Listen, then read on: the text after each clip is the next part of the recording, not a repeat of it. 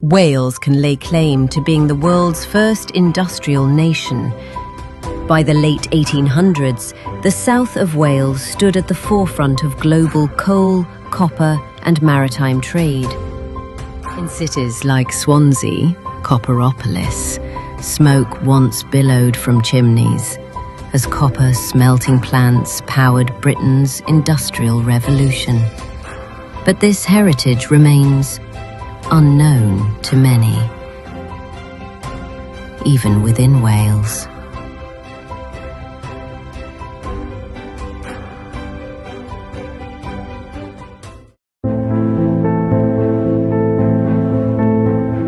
It's just like an activity, yeah. Christmas party. So is there food? Yeah, there's no food. What time does it start? What time does it end? It starts at 4. And what does it end? 7. Yeah. That's what Auntie said. She's the time she said she'll bring Soon? That's decent. Yeah, 4 we'll till 7. Huh? It's 4 till 7. Okay, that's nice, you know. So do you want to come?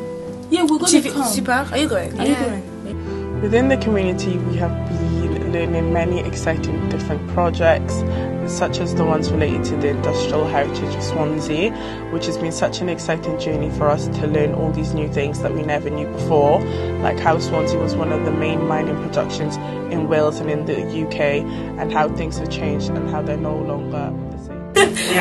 I was 5 or 6 years old. Wait, are you sisters? No, she's my cousin. Oh, okay. And for migrants and refugees who have recently settled here, this rich industrial past is almost invisible, disconnected from the communities now building new lives in these very towns.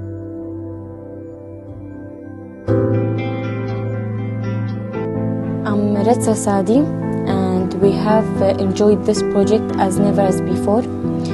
It's really amazing to discover that Swansea was the center of a lot of minor production, and that we used to produce and discover copper. We never thought, or we never believed that we have something like that near us, and we've never came across it. This is the kind of project we need again because we've learned a lot.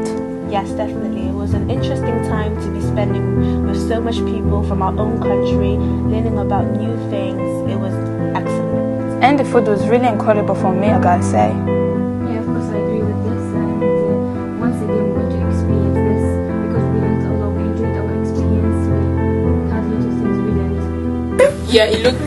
That's why volunteers and members of the Congolese Development Project set out to investigate Swansea's industrial past, mapping forgotten sites, uncovering buried stories.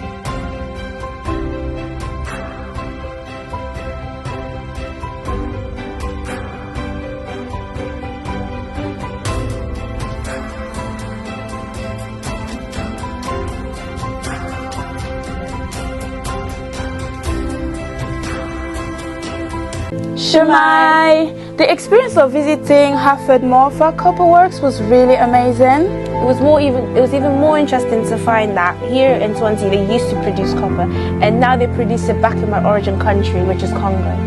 Early photographers in Swansea because the owners of the works were very rich, so they experimented with photography. So this was a canal. This is a road. Is it the same canal? No, that's a river. I did the river. That's a river.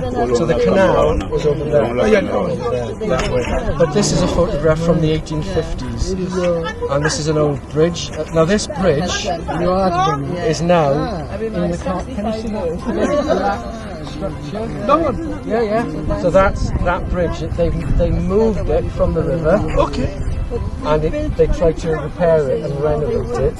So this is like, it's a bascule bridge, so ships could sail, tall masted ships could sail up the river, taking coal and iron, copper ore and all sorts of things. Yeah, so you say this is how it looks now. That's how it looks now. That's how it used to look before. Yeah. These are rolling mills where they used to make the sheets of copper, and some of the sheets were used for the hulls of ships, so that the seaweed wouldn't grow on the hulls of the ships. Whoops. And it also made the ships faster, and it stopped these little worms that you get in the tropics eating through the wood. So you are the friends of Mofa Copper Works. So this place, your friend, you want to keep the heritage. Yes, we're all volunteers. We don't get paid. Yes, we're all volunteers. That's good. So this used to be the Harvard Copper Works, and the other side of that fence was the Malva Copper Works. Okay. And it wasn't until 1924 that they joined together. Yeah, because people from the other country should know that copper will finish one day. Yeah. So it's better for them to use what they get from the copper properly now, because it's something that will finish. That's right. So now, this is so they can sail.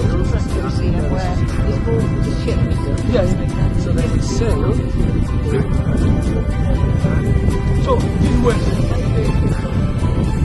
This is Island. This is where we are now. So they would sail from here, across the North Atlantic.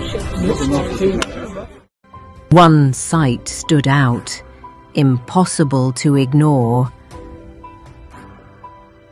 Hafod Mofa Copper Works, a massive complex nestled between the River Tawe and the old Swansea Canal, once central to the world copper trade. Among its features, rolling mills, laboratories, towering chimneys, and a rare 1910 Musgrave steam engine still in its original housing. On our site visit, we walked through history, not as tourists, but as researchers, residents, and future storytellers. We met locals passionate about heritage, willing to share, to connect, to welcome. Can you say something about this? The fisherwoman. This lady was called the fisherwoman because what they had to put in the slag to purify it was peat. Okay. And she came over across the river, and she would only come over on her own. Nobody wanted to be by her because of the smell. But then she should sell that to the firm to put on to the slag, which purified it. Okay. Wow. We have learned a lot. Yeah. A lot. Okay. Now, if you go on the other side of the valley, there's a cycle path, but that used to be this railway track. Wow. It's now tarmac, you walk along it and ride your bike along it. So, and this is,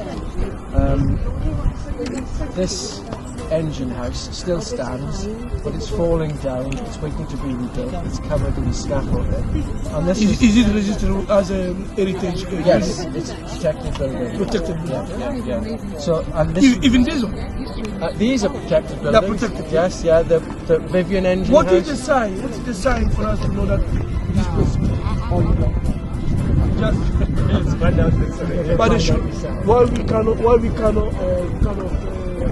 campaign for any building that is protected to have a sign, so from the outset. Yeah. Don't you think so? I think that's just too much for them to do. It's difficult enough to get the buildings protected because the organisation okay. So can't look after are in charge of buildings. Now they were renovated in 2018, 2019. And we had to liaise with CADU because they said You can't put any roof on, you've got to put Welsh slate on. It's a Welsh village. So the slate had to come from North Wales. Because a lot of slate comes from China these days. Do you know there is a story, there is a link between Welsh and Congo. What is in the 18th something like that?